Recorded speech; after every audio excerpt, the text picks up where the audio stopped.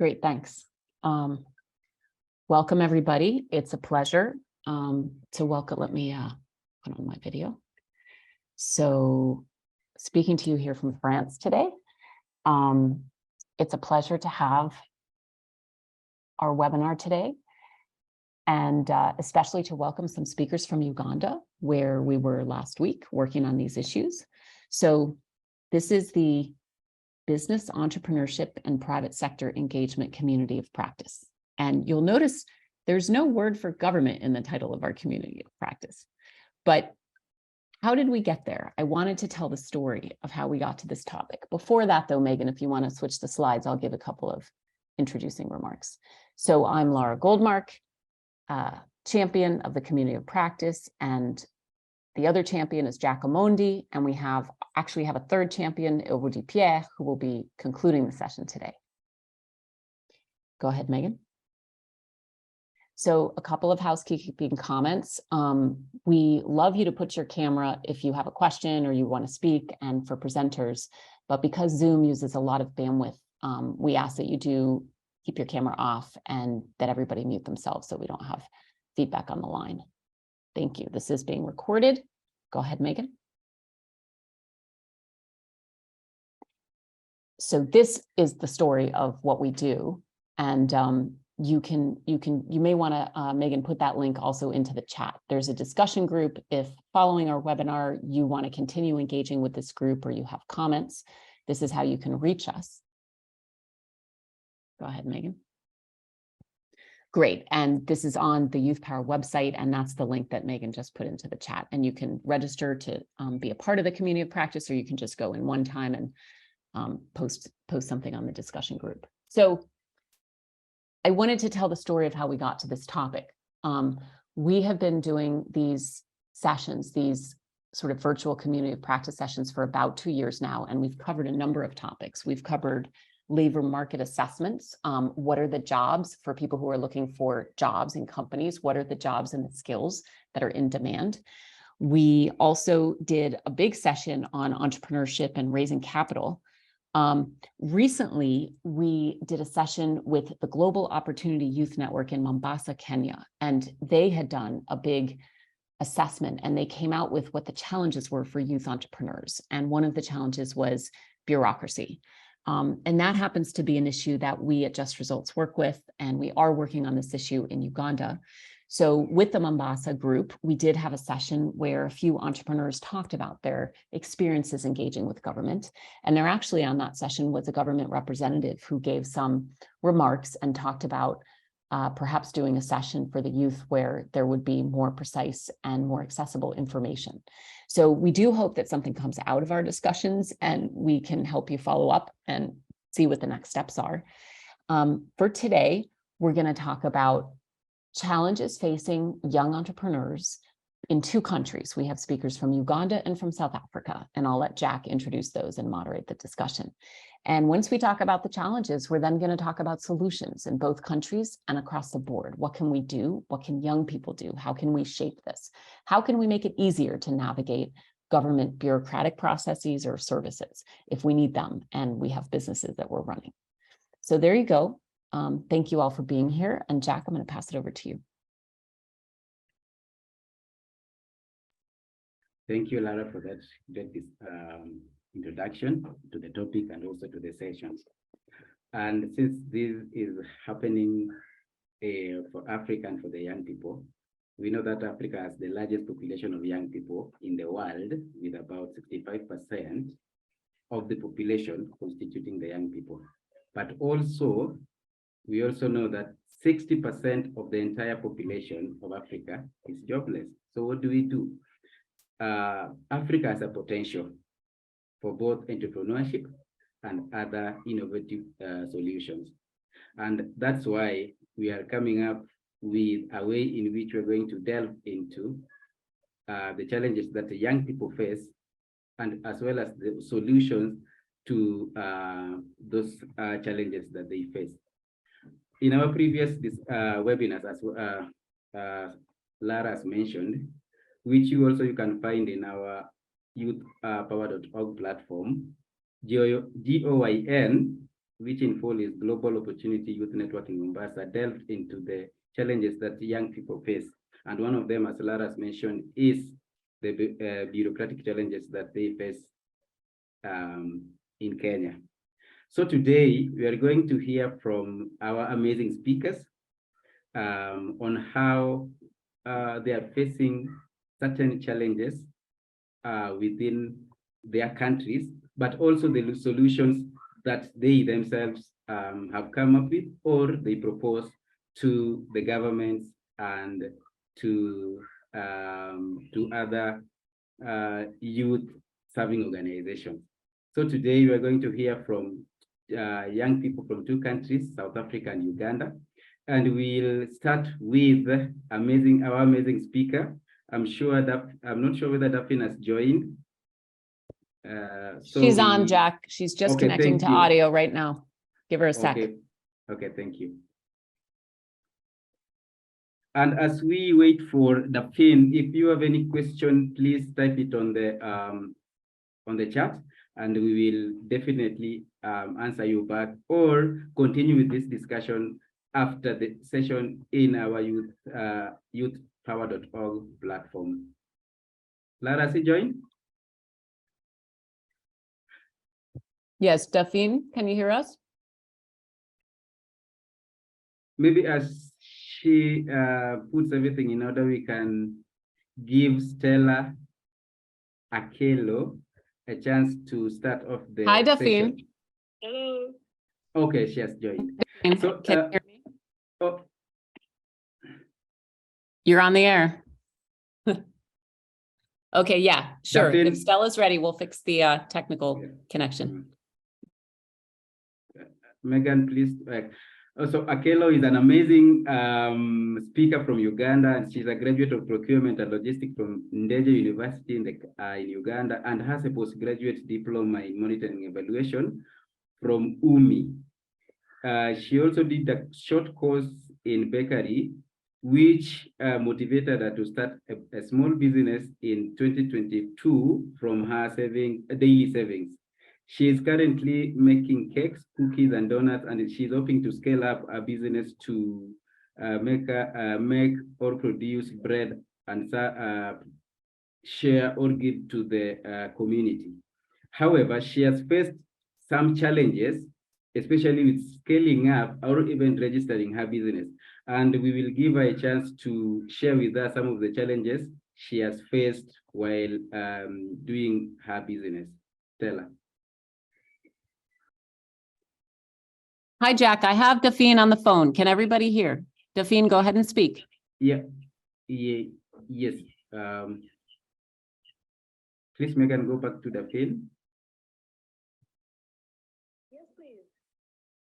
Yeah, Daphne, would you kindly share with us some of the challenges you are facing as a young entrepreneur in Uganda? Hi, Jack. Did Hello? you get her? Yes. Hi, Jack. I just spoke with Daphne. She's gonna connect. So what I was about gonna. Stella? Yeah, Stella is also having connection problems. So I think that we should wait a minute for Daphne. And what I'm going to do is give a little bit of an overview of the situation in her business, and she can then tell the story from her perspective. So Daphne, like many young Africans, has multiple activities that she does to earn her livelihood.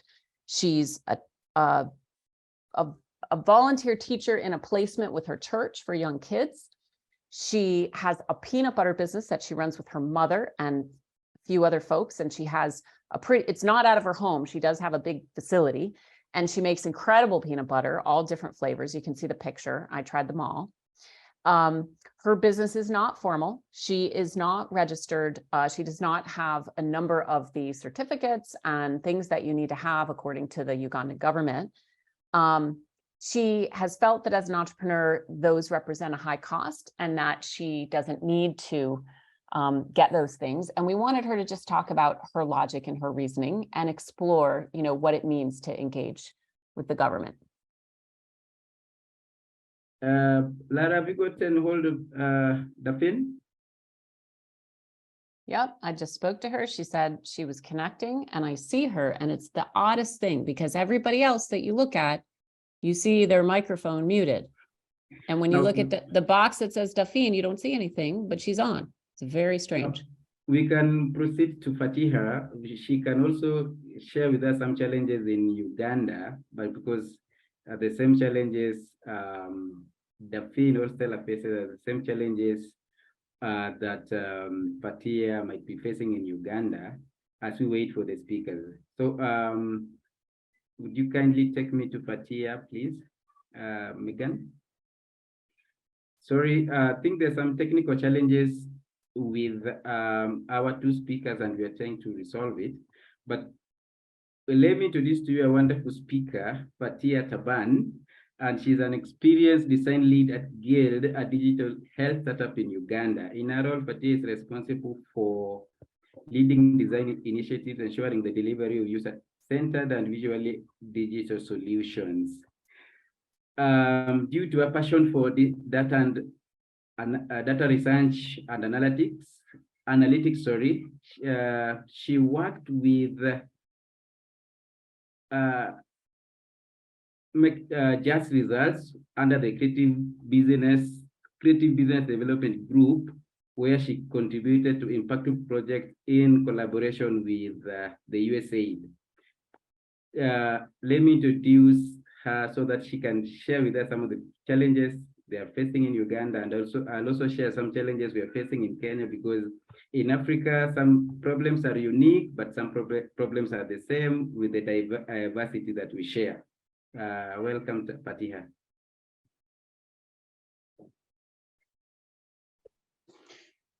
Thank you, Jack. Greetings to everybody who has joined the webinar. Thank you very much for having me here. And for that really wonderful introduction, Jack. I would like to just discuss a couple of what I think are some of the major challenges that young Ugandan entrepreneurs are experiencing in Uganda. And of course, as you mentioned, Jack, this might cut across for most of the African countries, because almost similar situations happen here. Anyway, so one of the biggest, I think, challenges that young entrepreneurs in Uganda face largely is business financing. And business finance, because, you know, surprisingly though, Uganda is one of those countries that has been named as the country with the highest entrepreneurship index in the world. So that means that when it comes to young people trying out to do something for the betterment of their lives, they're actually reaching out and to exercise that. But again, because of the nature of how so many things are within the country, most of those businesses would not go beyond their first birthday. So as much as many businesses are being created, very many of them are also dying out. So some of the challenges that would be mentioned would be financing and sources of financing. And because largely when it comes to entrepreneurship within the country, people are either financing those business ventures that they've created out of either their own savings, or have angel investors and family members that could probably pitch in a shilling or two that would help them go through. But that is also largely the source of financing, and be able to find funding some grand ideas is very much lacking, because as a young entrepreneur, you probably do not have the business experience to reach out to a bank, source out for a business loan, and you do not have, these financial institutions don't necessarily have enough confidence to be able to give you maybe large sums of savings, or of financing for you to, as loan, for you to be able to, you know, feed that into whatever business venture that you have decided to explore. So even when it comes to the government side of things, because much as entrepreneurship is largely encouraged in this country, And we do recognize that for our industry, for our country, we are, it's sort of, entrepreneurship is at the core of how our financial, our economic situations within the country are actually run. So we recognize that, the government does recognize that. But I think what is sort of lacking is, or something that has not yet been put adequately supported, is the financing aspect of things. What sort of organizations are existing that could be able to finance maybe very brilliant ideas or novel ideas that young people or youths have, that can be supported either by their government or any organizations within the country that can be able to boost that. So that is one of the key issues that they deal with. And then largely also, and it's also still tied down to financing, because the cost of starting a business, running a business is quite exorbitant, and things to do with licenses and licensing fees or permits and all the things that require some form of funds and financing for you to be able to acquire, so that your business is registered, so that you are operating legally within the country. So again, because of a couple of things, that bureaucracy within different spaces that either issue out these permits or issue out these certificates, it becomes very difficult for young entrepreneurs to be able to access, but also highly crippled by the financing aspect of things. So there's nothing that is sort of caters to, let's say, maybe a class of an entrepreneur. So let's make an assumption. If you're a young entrepreneur and you have like 5 million as your source funding, there's nothing that there's no class of, in my opinion, if there's something that needs to be encouraged, if there's a class of entrepreneur, they say, if you have your 5 million shillings, what can you be able to pay that is within your capacity to be able to get those certificates and permits as per what you have as a base. So I shouldn't be able to pay the same licensing fees, in my opinion, as somebody who has 200 million worth of finance and funding. Sorry, I have got a little voice in the background.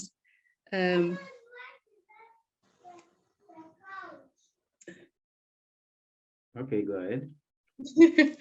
Okay, No yeah. worries, Yeah. So that's one of the things, that bureaucracy, and there should be a category for entrepreneurs to be able to afford these certificates within your own financial means, and in my opinion, bracket. What other challenge I would think for entrepreneurs is skills, the necessary skills to be able to push their businesses in terms of manpower, but also the entrepreneur themselves to be able to sustain the business that they're venturing into. So there's lack of information available for entrepreneurs to sort of leap on, to help them, boost or sustain their businesses. And even on a public spectrum, there's very little information that is sort of out there to help an entrepreneur know that if you want to start an organization or a business, these are the things that you need to take into consideration. You need to be able to look for you need to be able to get a permit or so that information is not exactly while it's public knowledge, it's also not easily accessible for most people. Yeah, and considering again, ties into the bureaucracy. If you walk into a very important office and you need some help and you already have a barrier to that, you're not able to adequately seek out for help, seek out for information that would help you work, would help you sustain your business. So there's a whole skills information barrier, business funding and financing. Those are some of the challenges that I think I can mention within our space that I see that are quite yeah, thank you. Thank you for elaborating. That's some challenges that a young people are facing in Uganda, especially young entrepreneurs and young business people. And some of these challenges, we are also facing them in Kenya, especially in regards to information. There are a lot of information that are available in the within the government ecosystem, but which young people, especially those within the rural areas, are not able to access, especially in regards to funding opportunities, mentorship programs. And the Kenyan government has a lot of opportunities in those areas, but a lot of young people are missing these opportunities. Again, you mentioned something to do with registration, and we were discussing previously with Ella or Dafin that most young Ugandans are operating without registering their businesses, and this would pose serious challenges, especially when that they want to collaborate or work with the government and the private sectors, but also get opportunities within the public and private sectors. How is the situation in Uganda in terms of how young people are going about their businesses without registration, and what are the chances that they are missing certain opportunities in Uganda if, for example, we are faced such a challenge? Patti. Of course, obviously, the fact that a young business does not have those necessary licenses, if at all, there, and I agree with you as well. In Uganda, there's lots of government opportunities as well for entrepreneurs to take advantage of as they start out their businesses. But of course, that is usually limited to whether you have been officially registered, you've got an operating license, so then they can be able to extend those services to you. So now again, it goes back to the fact that if you do not have enough finances for you to, because you're starting up a business with as low as 50,000 shillings, and then you have a license that you need to pay for that is like 120,000 or 200,000 shillings. So how does that even work for somebody in a rural setting to be able to access those services and information? So there's that gap is quite large. Maybe within the metropolitan area, it's a lot different because there's access to finances might be quite easier for people within Kampala than it would be within the rural settings. But in terms of earnings, we know that generally it's less than $1 a day for the average person in the country. So those are some of the challenges that are still ongoing. So you want to access, let's say there's an SME, small and medium enterprise ministry that registers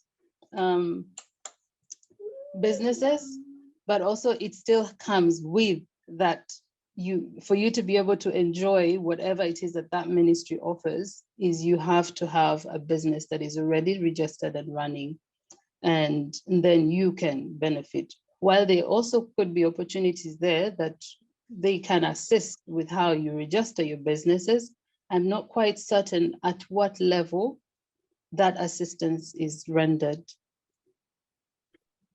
Thank you so much for that great question. I will go back. Let me, before we proceed with the other question, let me check with Dafin if she's okay to proceed. Dafin, are you able to proceed?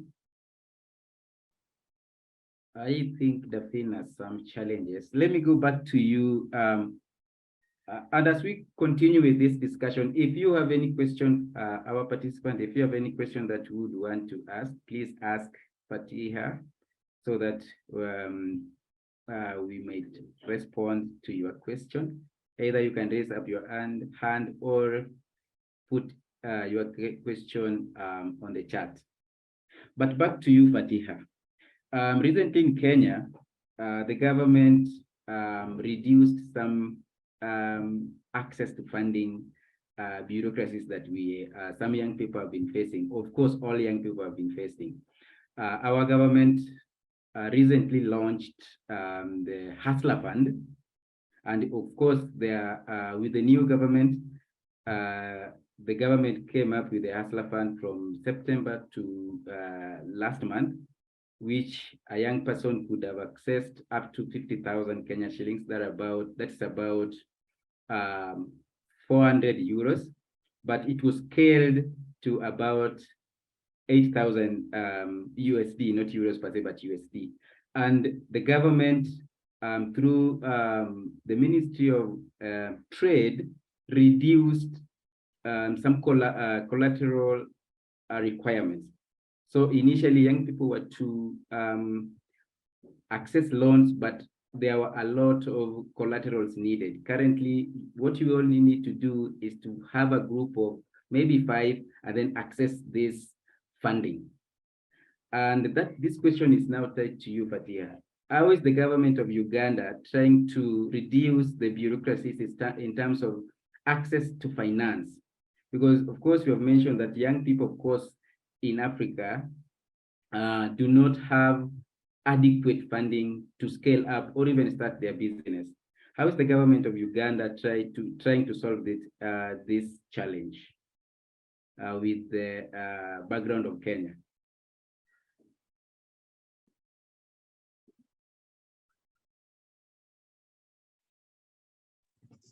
Now, Jack, thank you for that question.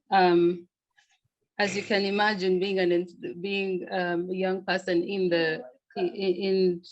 business, that is something that I would love to learn as well. So even as much as it's a question that I need to answer, I am hoping that within this conversation that somebody else might share that there actually is an initiative that I am not aware of that is possible for me to be able to access funding that is sourced from the government to be able to support a business venture or something that I'm doing. So I might not have an answer for you. Okay. Question. Jack, Jack, I wanted to propose that you may want, we have somebody else who's here with us today who worked on this project that Fatiha had also worked on of mapping administrative procedures for private companies. And she also has worked a long time in the coffee sector in Uganda and has mentored many women, including women entrepreneurs. So I thought she might be a great person to contribute to this discussion, given that Daphne and Ella are having some problems connecting. Her name is Teopista Nakungu, if you want to call on her, Jack. Thank you for that introduction. In fact, I really wanted to ask something about solutions to young female entrepreneurs. Of course, challenges that women face are not the same as those that male entrepreneurs face. So please, Teopista, welcome and share your contribution based on that. Thank you, Jack, and good afternoon, listeners. My name is Teopista, as has been introduced. Yeah, I can share a few remarks on the discussion. What you need to appreciate is that the barriers that women and youth are facing are almost the same.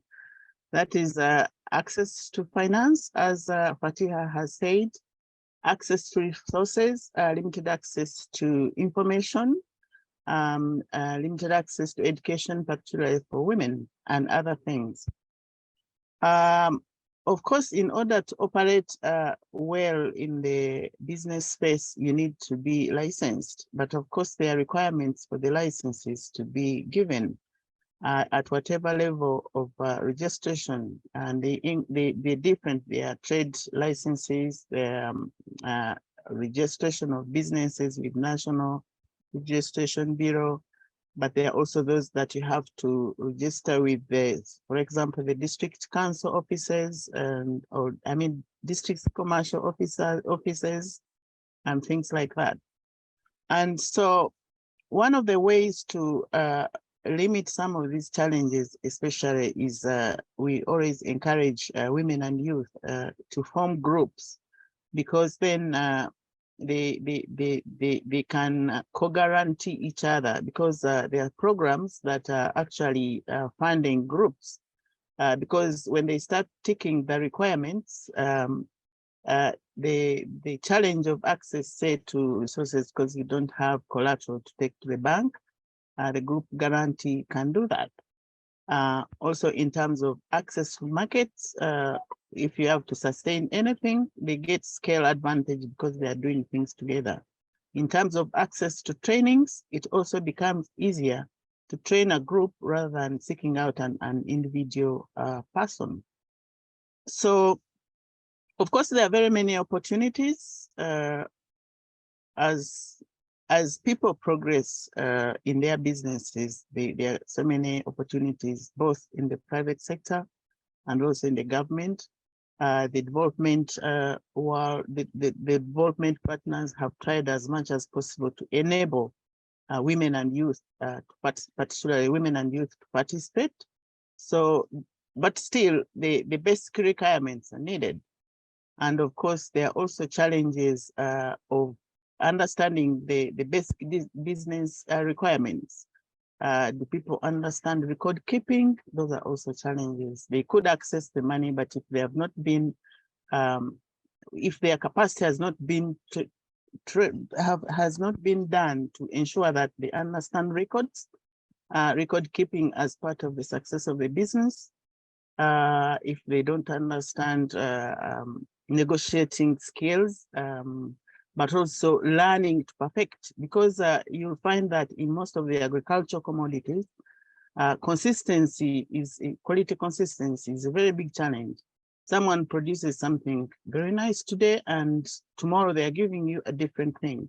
So there are all those gaps, even if there is a very good funding environment. If these other small challenges have not been addressed, they still pose a very big threat to the growth of both women and youth.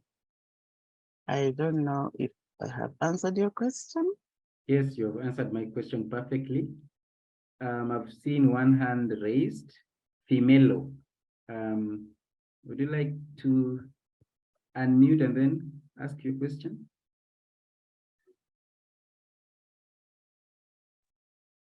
Hi everyone. Hi Jack, can you hear me? Hi, I can hear you perfectly.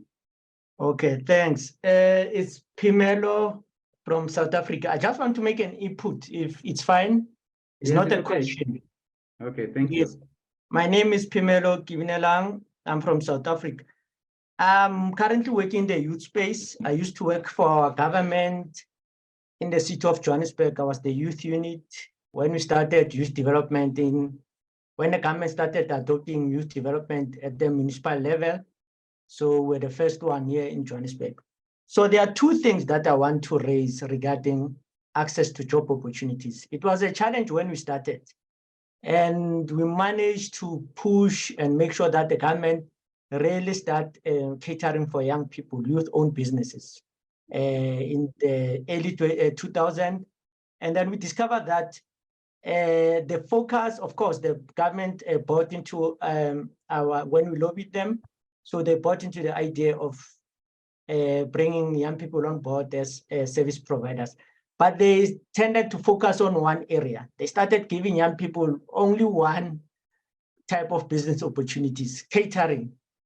So for the whole time, they only gave young people a business around catering, nothing around IT, construction, and other services and products, which was a challenge. And that's what I discovered during that. Of course, Johannesburg is the biggest city in South Africa. So two things, but there are other things that I would have wanted to talk to. The one thing is that youth businesses, government wants to see them, but it does not have a proper plan. Why do we want to have these SMMEs? It's got nothing to do with access to opportunities. They can access opportunities, but we don't have a vision. We don't even understand why have SMMEs basically in Africa. Why do we want to have them as creators of employment, as assisting in beefing up our economies? We just want to have them because it becomes an issue of bread and butter. We don't look in terms of long term. That's the first one. That government, of course, they have policies they want to see in South Africa, we want to see triple BEE, but in terms of understanding, in terms of a youth-owned company today, in 20 years' time, where do you want to see it? There's no plan there. There's no fair understanding. That is why they want to say that, you know, it's everyone for himself. Young people need to survive and see to eat. And then the other one, it's the fear of piloting. There's this impression that young people should start on a clear slate. We want perfection. You cannot start anything from a perfect slate. We need to take risks. So there'll be a lot of training of young people. And, you know, they need to understand in terms of budgeting. They need to understand in terms of running. Look, Jack, you can only understand running a business when you start operating one. I'm running my own business now, still in youth development space. And coming from government, I was the one teaching young people to run businesses.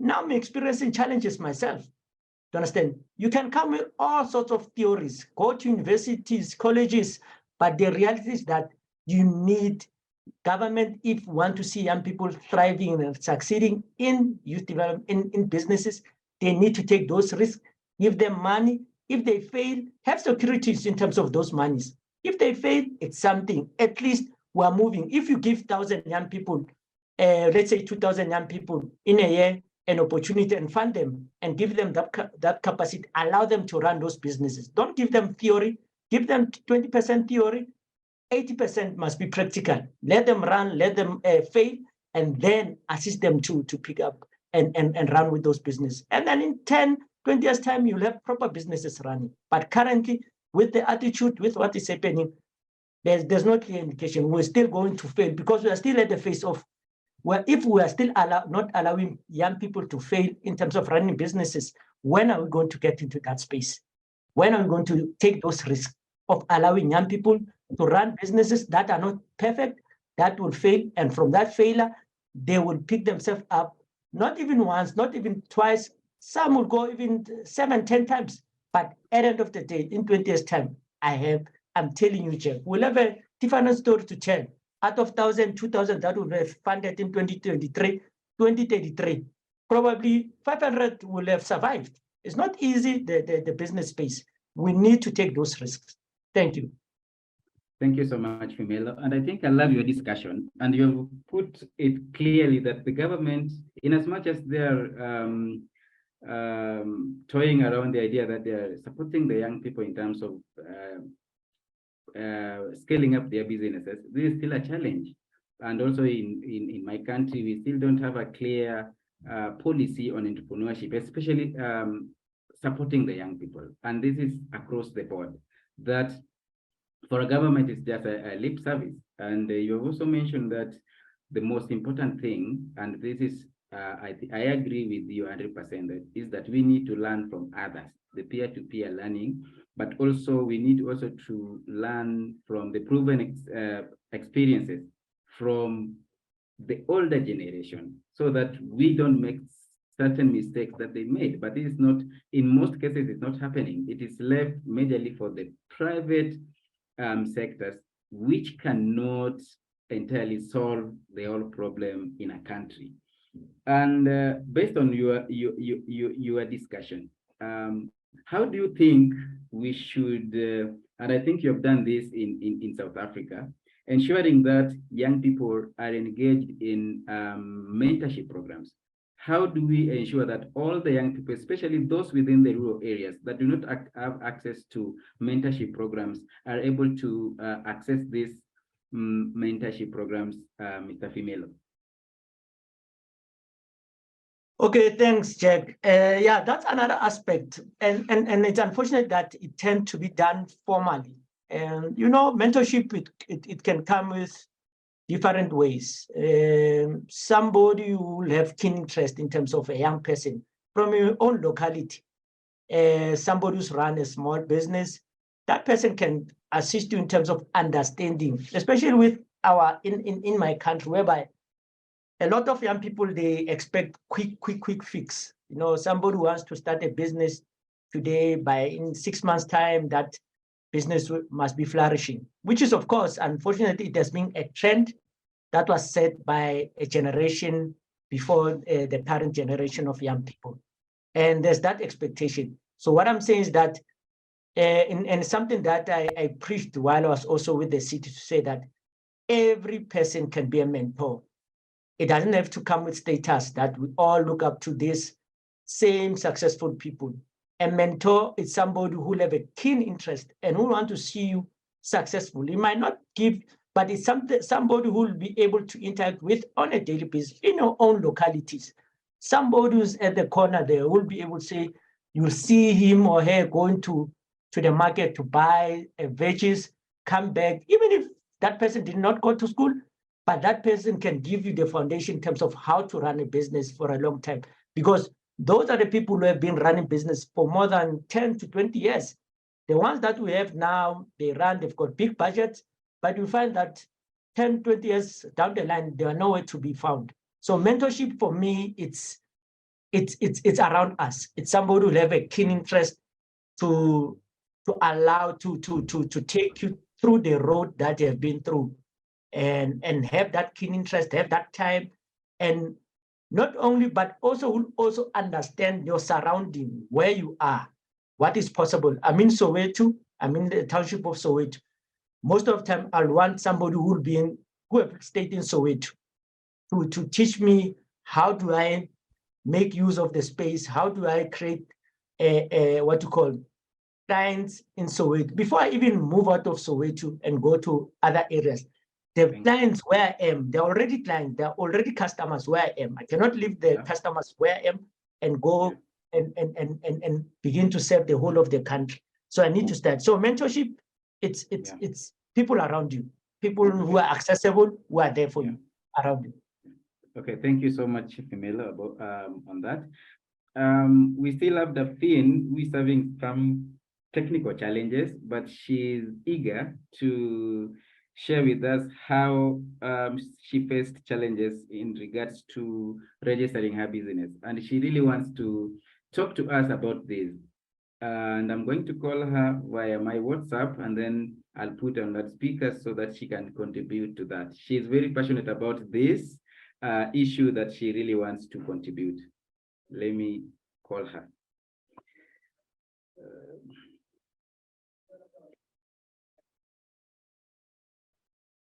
Yes. Hello? Yeah. Can you hear Hi, her? everyone. I can hear you. It's great. We can hear well. Yeah, proceed. Okay. Thank you for the opportunity and everything that's been contributed. I'm so happy to hear from him. I know it feels so great. The way he was talking, I felt like he was my Ugandan brother. All that he said is really relatable to Uganda and everything, the challenges. So I just quickly wanted to point out some of the challenges that we face in Uganda when starting business as youth. I think I started with my peanut business at around 17. Yeah, 17 years, and I was still in. But that time I even did not know that I was an entrepreneur. I've actually understood, I just got to know that I am an entrepreneur from Lara. I didn't know, because in Uganda, we are all hustlers. We literally do this, we call it the hustle. Trying to sell something to get an extra income. It's like they're hustling. If there is a word we use in Uganda, it's called kuhiriba. So we are called Bayirivi. That is like the local way to call an entrepreneur. Some of the challenges that I think, some of the reasons as to why we have not been able to register our businesses and don't maybe see the need to, because we haven't been sensitized. We haven't been told the importance of these things. Nobody actually gives you this information freely, or at school or anywhere. Nobody comes to tell us at school that, you know what, being an entrepreneur is actually a good thing. You can start to be an entrepreneur at any age, and it is okay. I remember one time I took my daughter to my shop to work with her so she could see where the money comes from. And my father was totally against it. It's like, what is she doing there? But the few days that I worked with with me that you don't expect a little girl to know, but she knew certain things out of her own intuition and her own knowledge that helped me actually build on my business. One of the things that my little girl told me, that time she was 6 years, I sent away a customer because she was giving me less money. She told me, Mommy, you cannot refuse money. I didn't know that. I was from a 6-year-old girl that told me that I cannot refuse money because I was making a profit. Though it was little, but there's a profit, and that was my early morning customer. So my little girl told me that. However, as Ugandans, we are not taught that this is a good thing. It's good to get into business. It's good to be an entrepreneur. You can be an entrepreneur at any age. We treasure so much the white collar job. You go to school and they tell you when you go to school, you have to become a doctor, a nurse, a teacher. That's all they tell you. Nobody talks about being an entrepreneur. And yet, most of the people that are rich in the world today are all entrepreneurs. They're inventors. They've invented something new that they're selling to the world every single day, and they're making millions and millions of money. While nurses and doctors really little money. Teachers every day on the streets, they are opting for very other jobs, you know, but nobody ever told them that you could actually become an entrepreneur and make a lot of money out of it. It is not respected. People do not know much about this. So entrepreneurship being something really good for you. Also, the fact that we don't know about many government opportunities. Basically, it's about information.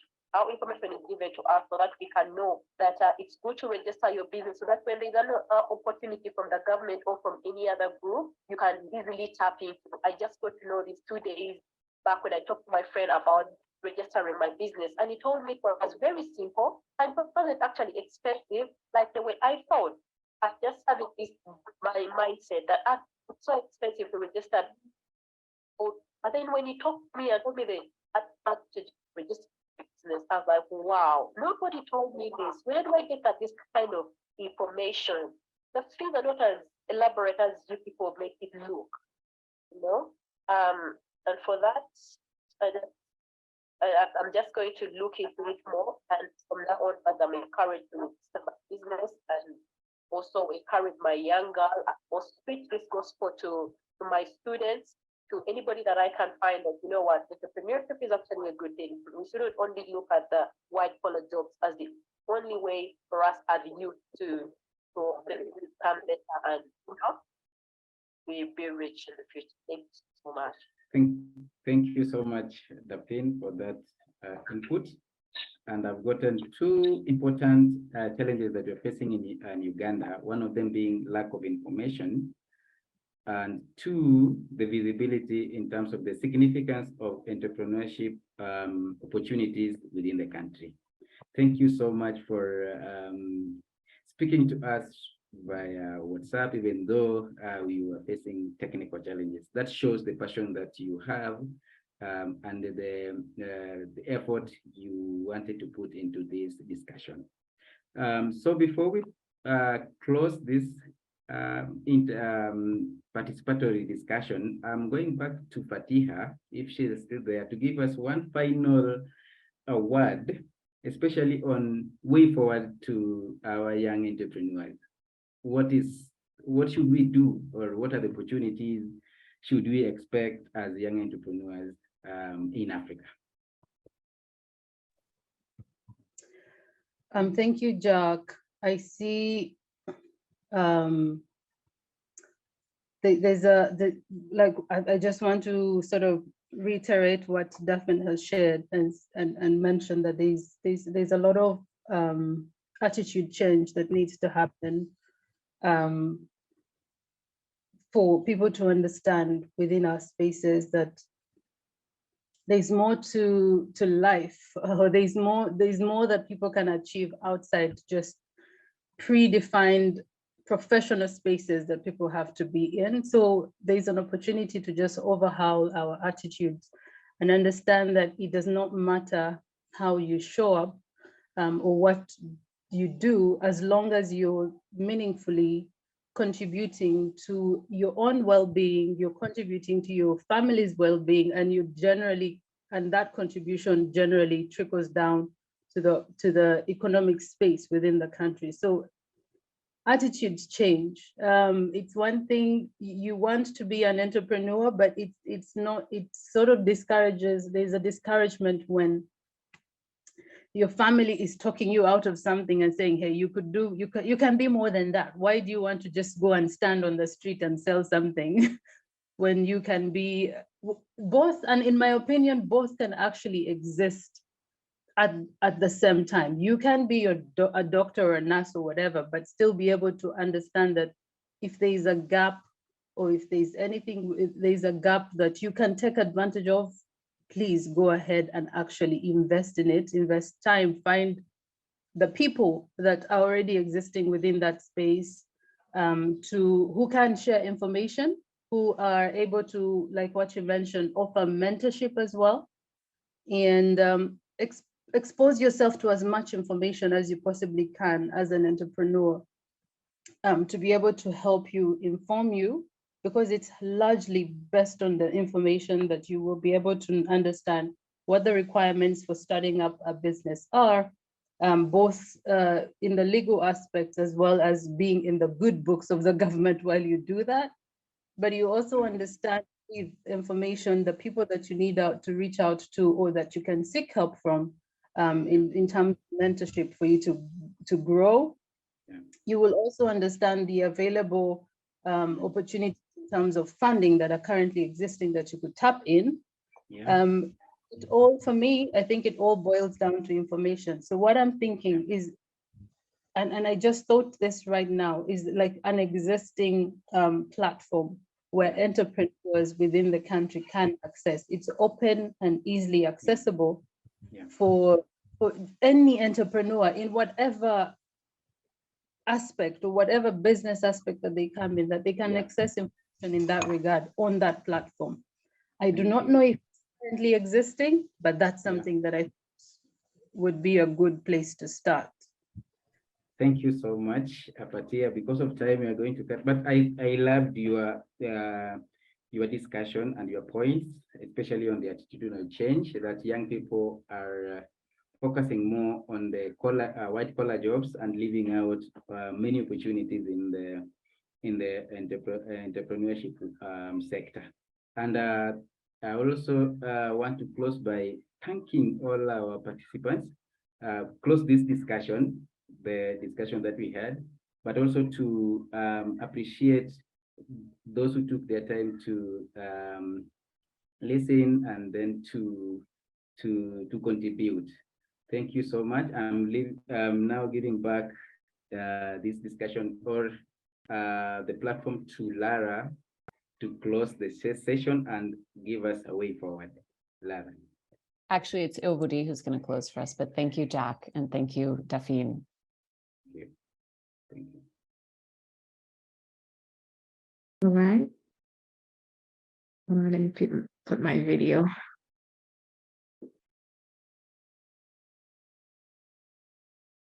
Well, thank you everyone for being part of that discussion. And I want to also thank all our speakers. And I'm sure we had a great understanding and a great discussion between the dynamic world of youth entrepreneurship and the interactions between young entrepreneurs and government institutions in Uganda as well as in South Africa. And we're looking forward to seeing you again in our next webinars and encounters. And thanks again for your active participation. Thank you, everyone.